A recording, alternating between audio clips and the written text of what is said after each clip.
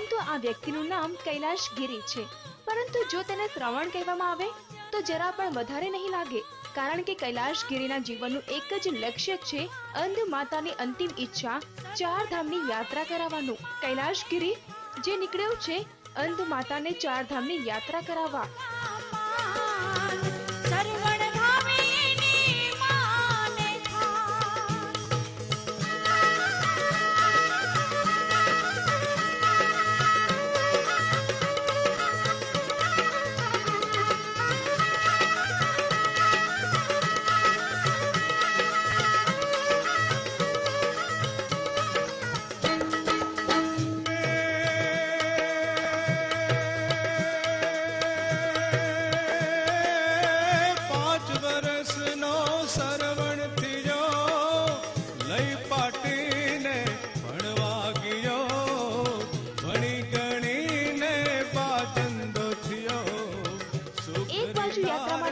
सामान અને બીજી બાજુએ અંધ માતા, જેની ચાર ધામની અંતિમ ઈચ્છાને પૂર્ણ કરવા માટે કૈલાશગીરી નીકળ્યો છે ચાર ધામની યાત્રા પર।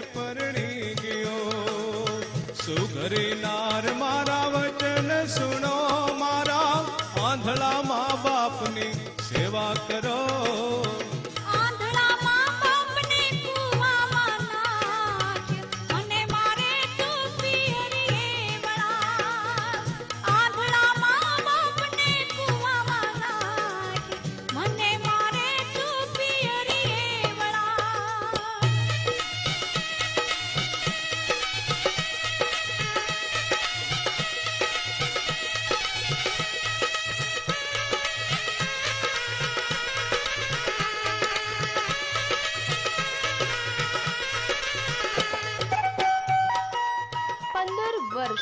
સાંભળીને ચોંકી જશો, 15 વર્ષ કરતા પણ વધુ સમયથી કૈલાશગીરી નીકળ્યો છે મધ્યપ્રદેશના જબલપુરથી અને પૂર્ણ કરી ચૂક્યો છે અત્યાર સુધીમાં અનેક મુકામ। સરવણ હાલ્યો સસરા દ્વાર, સસરાજી રે મારા વચન સુનો, તમારી દીકરીને ઘરમાં પૂરો। સસરાજી રે મારા વચન સુનો, તમારી દીકરીને ઘરમાં પૂરો।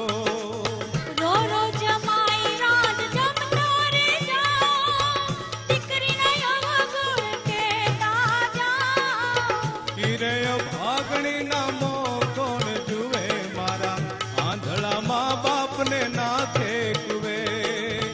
ઈરે ભાગણી નામો કોણ જુએ, મારા આંધળા મા બાપને નાથે કુવે। हमको 15 साल 7 महीने 10 दिन हो गया। अभी रामेश्वर, जगन्नाथपुरी, तिरुपति बालाजी, गंगा सागर, तारापीठ, बासुकीनाथ, देवघर, जनकपुर, बद्रीनाथ, केदारनाथ, ऋषिकेश, हरिद्वार, काशी, अयोध्या, चित्रकूट, इलाहाबाद, नर्मदा प्रदक्षिणा जी सब घूम लिया। पुष्कर होते हुए अब यहाँ आया हूँ। अब यहाँ से द्वारका, द्वारका से उज्जैन, उज्जैन से जबलपुर लास्ट हो जाएगा। સવાર પડે એટલે શરૂ થઈ જાય છે શ્રવણ એવા કૈલાશગીરીની યાત્રા। અંધ માતાને કાવડ પર બેસાડીને કૈલાશ નીકળી પડે છે આગળના મુકામે।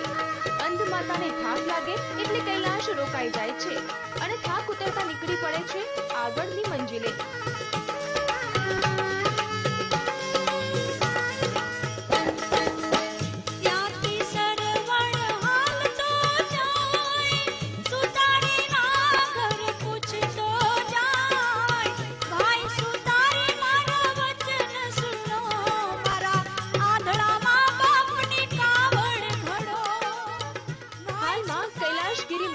બનાસકાંઠામાં છે અને બસ થાક ઉતરતા કૈલાશગીરી નીકળી પડ્યો છે ભગવાન દ્વારકાધીશના દર્શને।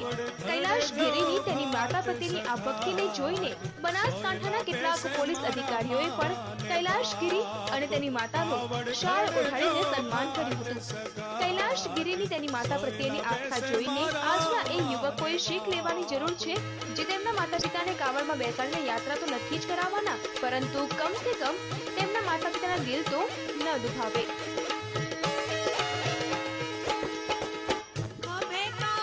કિરણ ત્રિવેદી સાથે બ્યુરો રિપોર્ટ, TV9 બનાસકાંઠા।